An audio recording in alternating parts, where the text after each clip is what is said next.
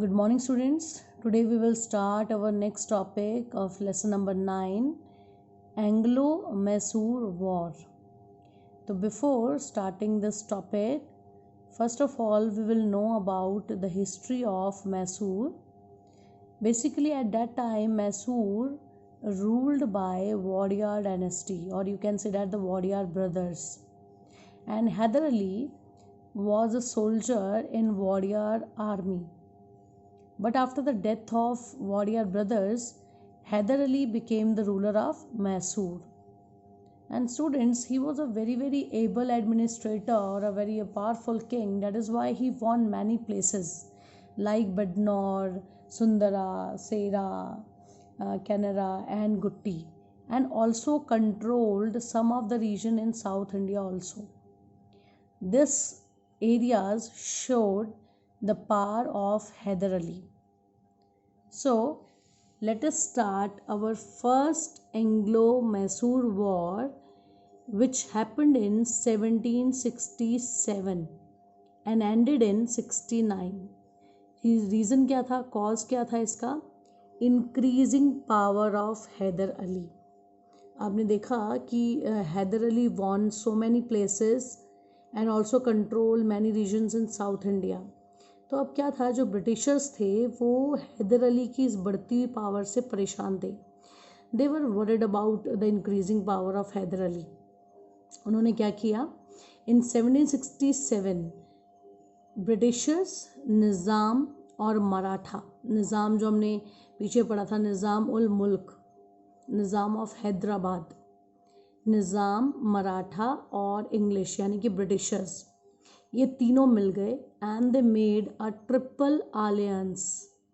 अलियंस क्या किया इन्होंने, तीनों ने मतलब एक यूनियन बनाई, एक एसोसिएशन बनाई जो किसी म्यूचुअल गेन को पाना चाहते थे. इन्होंने तीनों इकट्ठे हो गए अगेंस्ट हैदर अली.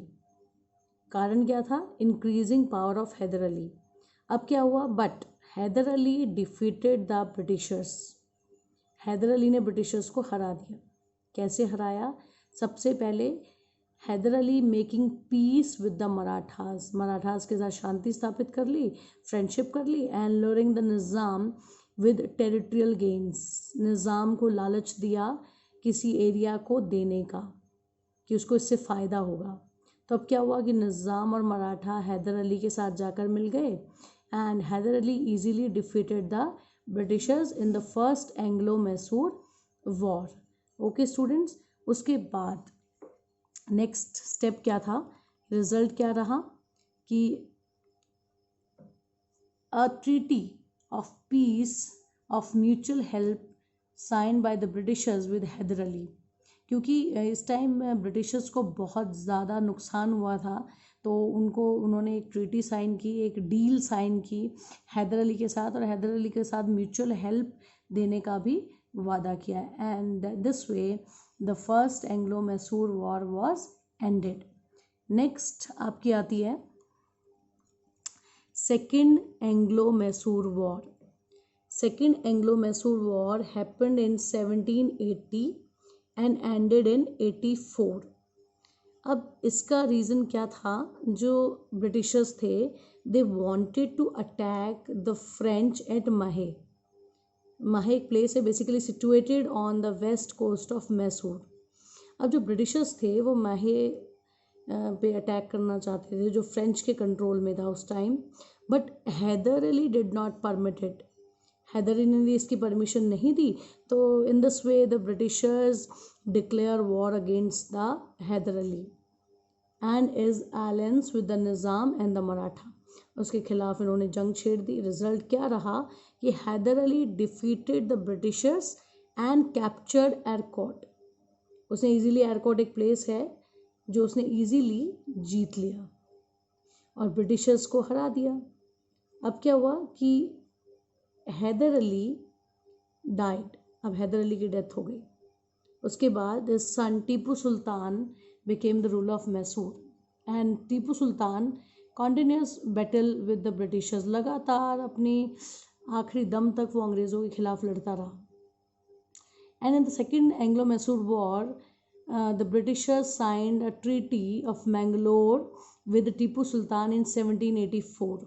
दोनों पार्टियों ने अपनी अपनी जीती हुई जो टेरिटरी थी उनको रिस्टोर किया, और ये इसमें एक चीज़ शामिल की कि जो प्रिजनर्स हैं, जो बंदी बनाए गए हैं, उनको आज़ाद कर दिया, चाहे चाहे वो ब्रिटिशर्स के हों, चाहे वो मैसूर के हों, टीपू सुल्तान के हों। Okay, in this way the second Mysore war was ended. Okay, next है आपकी the third Anglo Mysore war happened in started in 1790 and ended in 92।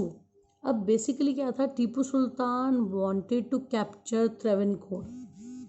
Travancore is a place in the end point of south। अब ये ट्रेवनकोर को पाना चाहता था जो Britishers के कंट्रोल में था।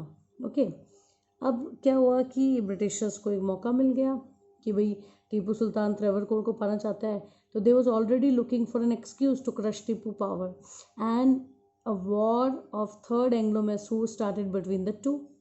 अब दोनों के बीच में वॉर हो गई। अब इस टाइम टीपू सुल्तान के जो फ्रेंड्स थे वो थे French, but French at that time did not help Tipu Sultan because the France busy in French revolution, वो बिजी थे। अब क्या हुआ, द ब्रिटिशर्स सीज ऑन श्रीरंगापत्तनम, उन्होंने धीरे धीरे श्रीरंगापत्तनम को पूरा अपने कंट्रोल में ले लिया, and Tipu was force to sign the treaty of Srirangapatnam in 1790। Tipu की इसमें वॉर में हार हुई, और टीपू और ब्रिटिशर्स के बीच में एक डील साइन हुई जिसे नाम दिया गया ट्रीटी ऑफ श्रीरंगापत्तनम। ओके, उसके बाद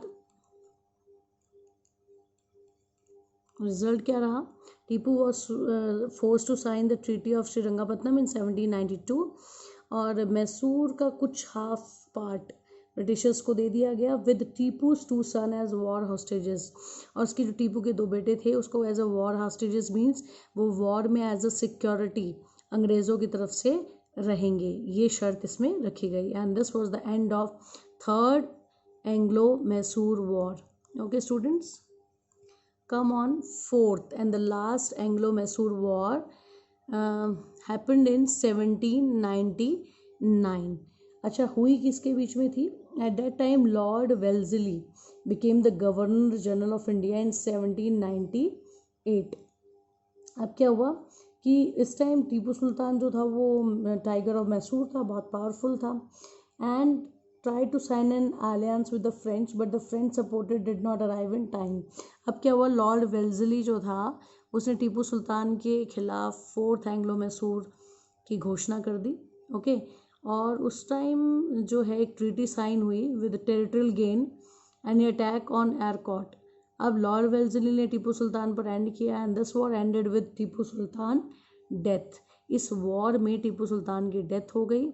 इन this way this fourth Anglo Mysore war ended in 1799। Okay student, I hope you have understood the four Anglo-Mysore war. After listening this video, you will read this topic with the help of this comparative table, or you will read this topic with the help of your book also, and write down this comparative table in your notebook. Thank you student, have a nice day.